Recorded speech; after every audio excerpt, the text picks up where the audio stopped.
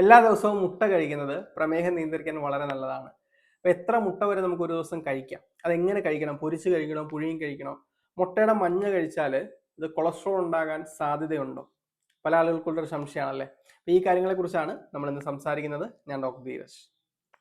ആഹാരം കഴിക്കുന്നതിന് തൊട്ട് മുമ്പ് നമ്മളൊരു മുട്ട കഴിച്ചാൽ, ആഹാരം എന്ന് പറയുമ്പം ചോറ് അല്ലെങ്കിൽ രാവിലെ കഴിക്കുന്ന ഇഡലിയോ ദോശയോ പോലുള്ള സാധനങ്ങൾ നമ്മുടെ വയറിലെത്തി ദഹിച്ച് രക്തത്തിലേക്ക് പഞ്ചസാര കയറുന്നതിനെ ഈ മുട്ട ഒന്ന് മെല്ലെയാക്കും.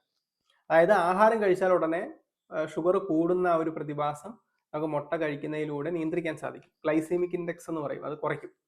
പിന്നെ മുട്ട എന്ന് പറയുന്നത് നല്ലൊരു പ്രോട്ടീൻ സോഴ്സ് ആണ്. ഒരു കോഴിമുട്ടയിൽ 7 ഗ്രാമോളം പ്രോട്ടീൻ മാത്രമുണ്ട്.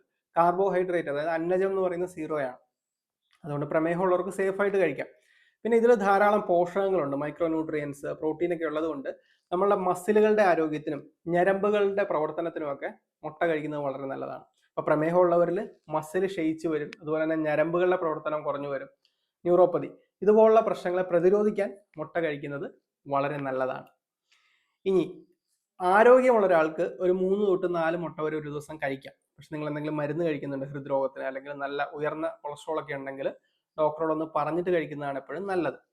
മുട്ട എപ്പോഴും പുഴുങ്ങി കഴിക്കുന്നതാണ് നല്ലത്, ബോയിൽ ചെയ്തിട്ട്. അതല്ലെങ്കിൽ നമ്മൾ കുറച്ച് പച്ചക്കറികളൊക്കെ ഇട്ട് കുറച്ച് എണ്ണ ഒഴിച്ച് പൊരിച്ച് ഓംലെറ്റ് ആയിട്ട് കഴിക്കുന്നതും കുഴപ്പമില്ല. അതേസമയത്ത് മുട്ട ബുൾസൈ ആയിട്ട് ഹാഫ് ബോയിൽ ചെയ്ത് കഴിക്കുന്നത് നല്ലതല്ല. മുട്ട നല്ല രീതിയിൽ പാചകം ചെയ്തില്ലെങ്കിൽ അതിനൊരു ആന്റി ന്യൂട്രിയൻ പ്രോപ്പർട്ടി ഉണ്ടാവും. അതിലെ പോഷകങ്ങൾ നമ്മുടെ ശരീരത്തിന് വലിച്ചെടുക്കാൻ സാധിക്കില്ല.